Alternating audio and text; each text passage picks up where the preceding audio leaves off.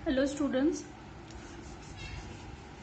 Previous हमारा जो video था उसमें हम डिस्कस कर रहे थे डेविसन जर्मर एक्सपेरिमेंट।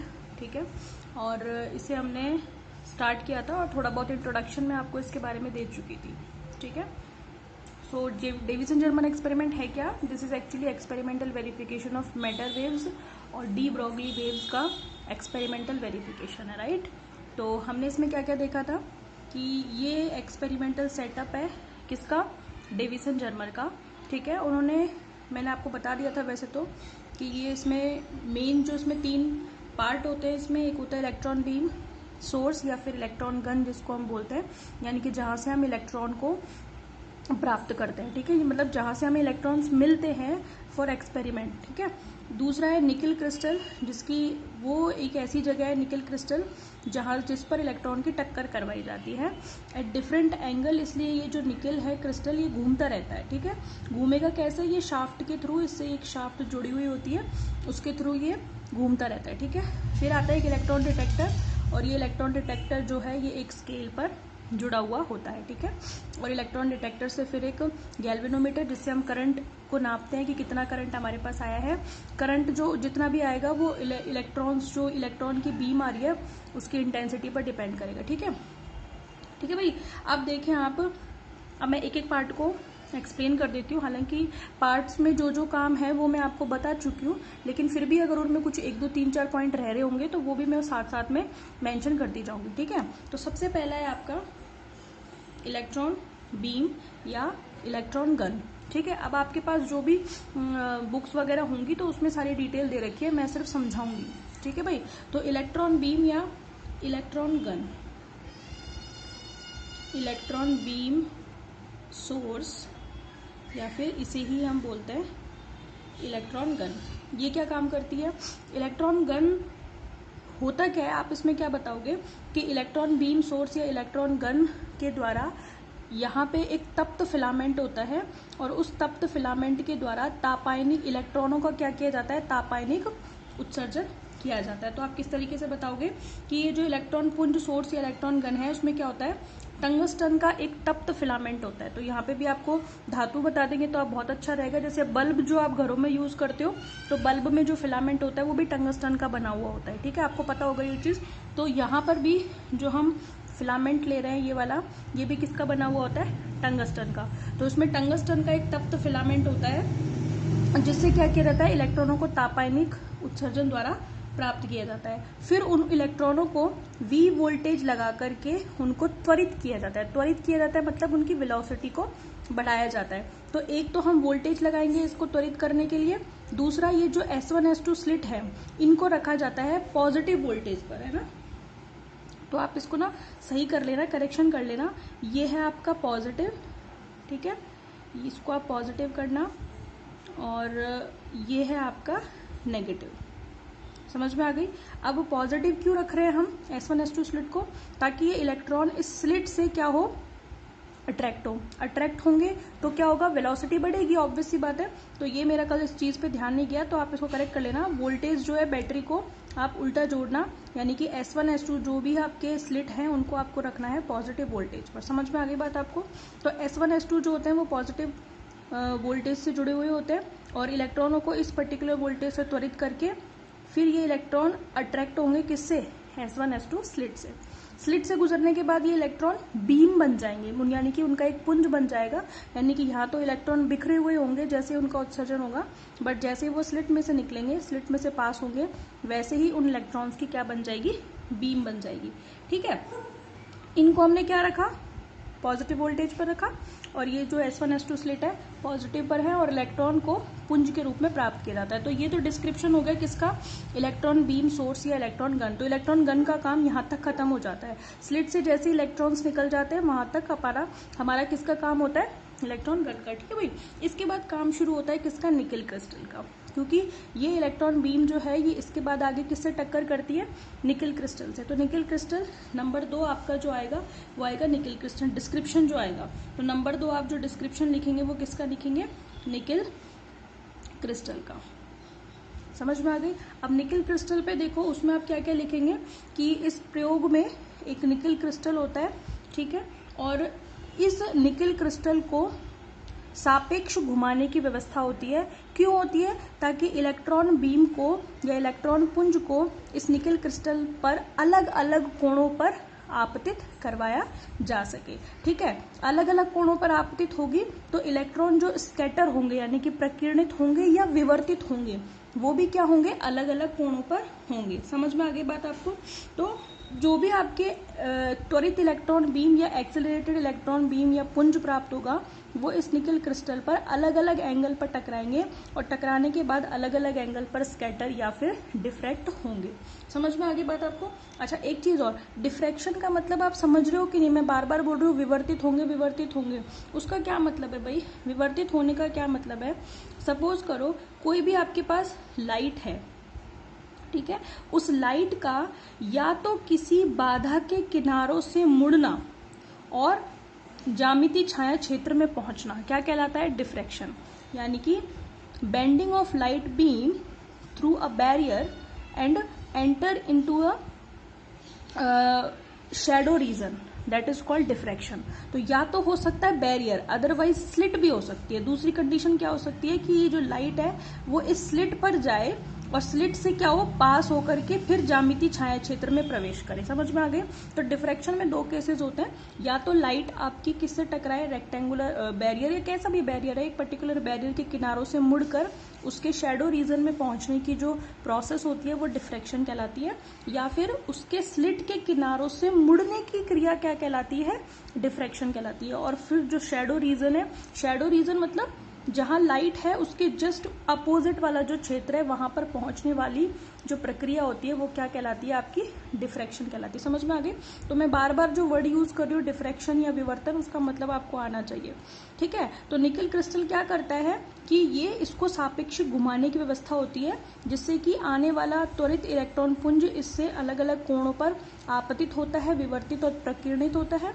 ठीक है, अच्छा, अब दूसरी बात यह कि यहाँ पे निकल क्रिस्टल ही क्यों यूज किया जाता है? क्योंकि भाई जो निकल क्रिस्टल या इसका जो जालक होता है उसकी जो डिस्टेंस होती है, मतलब जालक में अंतर परमाणविक जो दूरी होती है, अंतर परमाणविक दूरी, इंटर एटॉमिक डिस्टेंस, यानी कि निकल के भाई क्रिस्टल है तो क्रिस्टल में बहुत सारे एटम होंगे, तो उन एटम के बीच की जो डिस्टेंस है उसको हम कैपिटल डी से शो कर रहे हैं और वो होती है 2.15 एंगस्ट्रॉम। ठीक है, और ये जो डिस्टेंस होती है परमाणुओं के मध्य की दूरी, ये इलेक्ट्रॉनों से संबद्ध जो तरंग होती है उसकी तरंग दैर्ध्य के रेंज में होती है। समझ में आ रही बात मैं क्या कहना चाह रही हूँ? निकल क्रिस्टल इसलिए यूज किया जाता है क्योंकि इस निकल क्रिस्टल के जालक में परमाणुओं के मध्य की दूरी 2.15 एंगस्ट्रॉम होती है, जो कि इलेक्ट्रॉनों से संबद्ध तरंग की तरंग दैर्ध्य की परास में होती है। समझ में आ गई? उसके लगभग इक्वल होती है। ऐसा हम क्यों करते हैं? क्योंकि विवर्तन के लिए जो आवश्यक शर्त है कि लैम्डा की वैल्यू होनी चाहिए क्रिस्टल के परमाणुओं की मध्य की दूरी के लगभग बराबर, उस कंडीशन को ताकि ये पूरा कर सके, इसलिए हम ये कंडीशन लेकर के चलते हैं। क्योंकि आपने विवर्तन में एक नियम पढ़ा होगा, ब्रेग का नियम, ब्रेग साइंटिस्ट का नाम है, ब्रेग का नियम पढ़ा होगा और वहां पे लैम्डा निकालने का तरीका होता है 2d साइन थीटा। ठीक है, अभी मैं आपको जब कंक्लूजन बताऊंगी इसका तो वहां पे इसका डिस्कशन होगा थोड़ा बहुत। बाकी आपने ये पढ़ा हुआ होगा, केमिस्ट्री में कहीं पढ़ा होगा, फिजिक्स में भी आता है। तो ब्रेग का नियम जो है lambda is equal to 2d sine theta, इसकी शर्त क्या है कि किसी भी क्रिस्टल में ब्रेग का नियम तब लागू होगा जब उस पर पड़ने वाली तरंग की तरंग दैर्ध्य उसके अंतर परमाणविक दूरी की रेंज में होगी। समझ में आ गई? तो हम क्या चाहते हैं? विवर्तन चाहते हैं, विवर्तन ही तो चाहते हैं। तो विवर्तन की आवश्यक शर्त क्या है कि lambda must be near about capital D, और ये शर्त कौन पूरी करता है? Nickel crystal. तो निकल क्रिस्टल में परमाणुओं के मध्य की दूरी इलेक्ट्रॉन से संबद्ध तरंग की तरंग दैर्ध्य की रेंज में होती है, इसीलिए निकल क्रिस्टल को यहाँ पे यूज किया गया है। बात समझ में आ गई? तो आप क्या बताएंगे? निकल के लिए बता देंगे अलग अलग कोणों पर घुमाने की व्यवस्था होती है, अलग अलग कोणों पर आपतित विवर्तित होते हैं। ठीक है, और बता देंगे नीचे पैराग्राफ बदल करके कि निकल क्रिस्टल क्यों यूज किया जाता है, क्योंकि निकल क्रिस्टल के लिए डी का मान लैम्डा के लगभग बराबर होता है, जो कि विवर्तन की आवश्यक शर्त है उसे पूरा करता है। समझ में आ गई? ठीक है, नंबर 3 आपका आता है इलेक्ट्रॉन डिटेक्टर। तो इलेक्ट्रॉन डिटेक्टर में आप क्या बताएंगे कि डिटेक्टर जो होता है उसके रूप में हम आयोनाइजेशन कक्ष या फिर फैराडे कप को यूज कर सकते हैं, और इसको हम एक स्केल पर जोड़ा हुआ होता है। ठीक है, और ये क्या करता है ताकि डिफरेंट डिस्टेंस पर हमें पता चल जाए, क्योंकि भाई ये तो ऑब्वियस सी बात है ना कि जब ये निकल इससे इलेक्ट्रॉन बीम जब निकल से टकराएगी तो डिफरेंट डिफरेंट डायरेक्शन में विवर्तित या प्रकीर्णित होगी। तो उनको लेने के लिए एक बड़ा स्केल लगाया हुआ होता है और उस पर एक डिटेक्टर जोड़ा हुआ होता है, ठीक है, और उस पर फिर क्या करते हैं, वेव को डिटेक्ट किया जाता है। तो संसूचक का क्या काम होता है आप बता देंगे। फैराडे कप का या इसका यूज़ किया जाता है। इसमें एक वृत्ताकार पैमाना होता है, उस पर ये संसूचक को जोड़ा हुआ होता है, ठीक है। आपाती पुंज जो होता है, यानी कि जो ये इंसिडेंट बीम है हमारी, उसके सापेक्ष इसको अलग अलग कोणों पर रखा जाता है। तो जैसे ही इलेक्ट्रॉन किरण पुंज इस निकल क्रिस्टल पर परपेंडिकुलरली आपतित हो रहा है, परपेंडिकुलरली तो होता है, निकल क्रिस्टल ऐसे है और पुंज ऐसे आ रही है, ठीक है। तो जब निकल क्रिस्टल पर ये इलेक्ट्रॉन की पुंज विलंबवत या परपेंडिकुलर इंसिडेंट होते हैं, तो क्रिस्टल से ये इलेक्ट्रॉन पुंजों का प्रकीर्णन या फिर क्या होता है, विवर्तन होता है। और वो प्रकीर्णित पुंज क्या करता है, एंगल फाई एंगल पर इलेक्ट्रॉन संसूचक या इलेक्ट्रॉन डिटेक्टर के द्वारा प्रेक्षित कर लिया जाता है। समझ में आ गई बात। दूसरी बात, ये तो हो गई पहली बात तो क्या हुई, परपेंडिकुलरली निकल पर आएगा, ठीक है, आपतित होगा, और आपतन के बाद क्या करेगा, अलग अलग कोणों पर विवर्तित होगा। अगर प्रकीर्णन कोण फाई पर विवर्तित हो रहा है तो उसको क्या करते हैं, डिटेक्ट कर लेते हैं डिटेक्टर की सहायता से, ठीक है। दूसरी बात क्या है कि ये जो इलेक्ट्रॉन डिटेक्टर है, इसमें जो आपकी इलेक्ट्रॉन पुंज की इंटेंसिटी है आई, वो होती है डायरेक्टली प्रोपोर्शनल टू दी धारा, है, ठीक है। इंटेंसिटी को आप आई से शो मत करो, धारा को आई से कर देंगे। इंटेंसिटी को आप किससे शो कर दो, इंटेंसिटी को आई डैश से शो कर दो, ठीक है। तो ये तो क्या है, इलेक्ट्रॉन पुंज की इंटेंसिटी। इलेक्ट्रॉन पुंज की इंटेंसिटी इस संसूचक कक्ष में धारा के समानुपाती होती है, यानी कि जितनी ज्यादा इंटेंसिटी होगी इलेक्ट्रॉन बीम्स की, धारा भी उतनी ज्यादा मिलेगी। और धारा आप नापोगे किससे, देखो ना, ये गैल्वेनोमीटर हमने जोड़ रखा है। बात समझ में आ रही है आपको, ठीक है। या तो आप डिटेक्टर जोड़ोगे या फिर आप क्या जोड़ोगे, फैराडे कप। फैराडे कप में क्या व्यवस्था होती है, एक कप टाइप होता है, उस कप में जितने भी आवेश इकट्ठा हुए हैं उनको गिन लिया जाता है, ठीक है। तो जितनी ज्यादा इंटेंसिटी होगी उतने ही ज्यादा आवेश इकट्ठे होंगे किसमें, फैराडे कप में। बात समझ में आ गई। तो इलेक्ट्रॉन बीम की इंटेंसिटी जो है वो किसके प्रोपोर्शनल होगी, चार्ज के, फैराडे कप के चार्ज। तो इंटेंसिटी अगर फैराडे कक्ष जोड़ा गया है तो उसमें इकट्ठे हुए चार्ज के समानुपाती होगी, और ये इंटेंसिटी यहाँ पे किसके समानुपाती होगी, धारा के, अगर आपने आयोनाइजेशन रूम कनेक्ट किया है। बात समझ में आ गई। तो ये पूरा एक सिस्टम आपने समझा दिया कि एक्सपेरिमेंट में क्या क्या होता है, समझ में आ गई।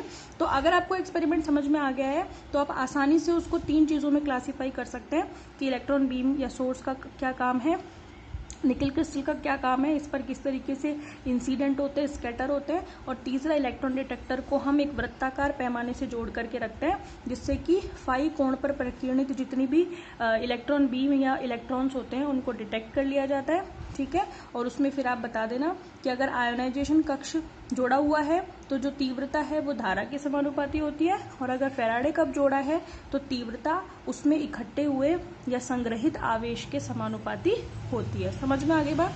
तो ये काम आप लोग करेंगे, ठीक है भाई। अब हम बात करेंगे कि कंक्लूजन क्या निकला। ये तो सारा एक्सपेरिमेंट हो गया, ठीक है। तो आप करेंगे कैसे इसको, पहले मैं आपको प्रोसीजर बता देती हूँ। सबसे पहले तो आप एक्सपेरिमेंटल वेरिफिकेशन ऐसे हेडिंग डालेंगे, देन फिर आप क्या करेंगे, एक अच्छा सा सेटअप बनाएंगे, डेविसन जर्मर एक्सपेरिमेंट का सेटअप बनाएंगे, और उसको समझ समझ के बनाएंगे ताकि एग्जाम में रटना नहीं पड़े। अब मेरे को नहीं लगता है इसको कोई रटने की जरूरत है, आपको एक एक चीज समझ में आ गई होगी कि ये पहला पार्ट है, ये दूसरा पार्ट है, ये तीसरा पार्ट है, समझ में आ गई, ठीक है। फिर आप क्या बताएंगे कि जरूरत बताएंगे कि डेविसन जर्मर ने कैसे अपने प्रयोग को शुरू किया, ठीक है। ये आपको बुक में भी मिल जाएगा लिखा हुआ। अगर किसी के पास बुक नहीं है तो मैं ये करूंगी कि इसकी पीडीएफ मैं आपको सेंड कर दूंगी ग्रुप में, ठीक है भाई। जिन बच्चों के पास नहीं है, हो सकता है किसी बच्चे के पास नहीं भी हो बुक फिलहाल, ठीक है। तो जहाँ मैंने पहले भी बोला था, जहाँ थ्योरी आएगी वो चीज़ मैं आपको सेंड कर दूंगी, फिर आप उसको कर लेना, ठीक है। फिर आप उस चीज़ को बताएंगे कि कहाँ से इसकी शुरुआत हुई, फिर इसमें 3 पार्ट होते हैं, उन सभी को एक्सप्लेन करेंगे आप, ठीक है। और फिर हम बात करेंगे कंक्लूजन की। कंक्लूजन सुनिए, देखिए अब क्या हुआ कि कंक्लूजन तो छोड़ो, पहले अभी हम ग्राफ की बात कर लेते हैं। मतलब जो डेविसन जर्मर है उन्होंने क्या किया कि डिफरेंट वोल्टेज के लिए, यानी कि अलग अलग वोल्टेज के लिए, मतलब शुरू में उन्होंने लगभग 40-42 वोल्ट के आसपास शुरू किया। तो लगभग 40 वोल्ट के लिए जब उन्होंने क्या किया एक ग्राफ खींचा, किस किस के बीच में, तीव्रता के बीच में, आपाती पुंज की इंटेंसिटी के बीच में और एंगल के बीच में जब ग्राफ खींचा तो उनको अलग अलग तरीके की वोल्टेज पर अलग अलग तरीके के ग्राफ मिले। पर उन्होंने क्या देखा कि V is equal to 54 volt और phi is equal to 50 degree पर मैक्सिमम इंटेंसिटी मिलती है। समझ में आई? तो उनका रिजल्ट क्या था, मतलब उन्होंने पहले तो अलग, उनको नहीं पता था ये रिजल्ट है, तो उन्होंने तो अलग अलग एंगल पर अलग अलग इंटेंसिटी के लिए अलग अलग इस पर ग्राफ खींचा। तो उन्होंने क्या देखा कि जब वोल्टेज लगभग 54 वोल्ट 54 वोल्ट होती है और स्कैटरिंग एंगल प्रकीर्णन कोण 50 डिग्री होता है तो आपको इलेक्ट्रॉन पुंज की अधिकतम या उच्चिष्ट तीव्रता प्राप्त होती है। समझ में आ गई? और उन्होंने जो ग्राफ बनाया वो मैं बता देती हूँ। 40 वोल्ट पर जो ग्राफ मिलता है वो लगभग इस तरीके से मिलता है, ठीक है, इस तरीके से, ठीक है। और अगर हम इसको 48 वोल्ट पर खींचेंगे तो ये ग्राफ कुछ इस तरीके से मिलता है, ठीक है। और जब हम इसे 54 वोल्ट पर खींचते हैं तो ये ग्राफ मिलता है, ठीक है। यहाँ पर इस एंगल की जो वैल्यू है वो है आपकी 50 डिग्री एंगल। बात समझ में आ रही है? तो इंटेंसिटी आपको क्या मिलती है, इस पर मैक्सिमम मिलती है, ठीक है। ये 54 वोल्ट, ये इंपॉर्टेंट रिजल्ट है। समझ में आई आपको बात? इसके अलावा आगे और भी एंगल पर उन्होंने खींचा था, जैसे उन्होंने 60 वोल्ट पर खींचा तो इंटेंसिटी थोड़ी कम हो गई थी, ठीक है। तो वो इंटेंसिटी का जो कर्व है वो कुछ तीक्ष्ण यानी कि थोड़ा शार्प हो जाता है यहाँ पर और थोड़ा सा इस तरीके से टेढ़ा आ जाता है, ठीक है। तो इस तरीके से उन्होंने 40, 48 वोल्ट, 54 वोल्ट, 60 वोल्ट पर अलग अलग वोल्टेज पर किस किस में ग्राफ खींचे, इंटेंसिटी पर यानी कि तीव्रता में, और किस में, कोणों में ग्राफ खींचे। कौन कौन सा, प्रकीर्णन कोण में ग्राफ खींचे, ठीक है भाई। तो ये आपका पूरा हो गया डेविसन-जर्मर एक्सपेरिमेंट। कल हम क्या करेंगे इसमें, कंक्लूजन, यानी कि कंक्लूजन मतलब इसका प्रोसेस क्या था, एनालिसिस भी करेंगे और कंक्लूजन भी करेंगे। यानी कि कल हमारा टॉपिक होगा एनालिसिस एंड कंक्लूजन, ठीक है। तो कल हमारा ये डेविसन-जर्मर एक्सपेरिमेंट खत्म हो जाएगा। वैसे तो सारी चीज़ें हो गई हैं, छोटा सा एनालिसिस और कंक्लूजन है, और कल ही हम इसके कुछ न्यूमेरिकल इस पे बेस्ड जितने भी हैं वो कोशिश करेंगे कि कल ही हो जाए। और उसके बाद जो हमारा नेक्स्ट वीडियो सेशन होगा उसमें हम अपना नया सेक्शन बी शुरू करेंगे, यानी कि फर्स्ट यूनिट का फर्स्ट सेक्शन हो जाएगा आपका। फिर हम शुरू करेंगे फर्स्ट यूनिट का सेकंड सेक्शन, अनसर्टेनिटी प्रिंसिपल। समझ में आ गई? बहुत ही इंपॉर्टेंट प्रिंसिपल है, ठीक है भाई। तो आप इतना रेडी करके रखें, मैं आपको जैसे ये कंप्लीट होगा इसकी PDF आपको सेंड कर दूँगी, ठीक है भाई। Okay, thank you.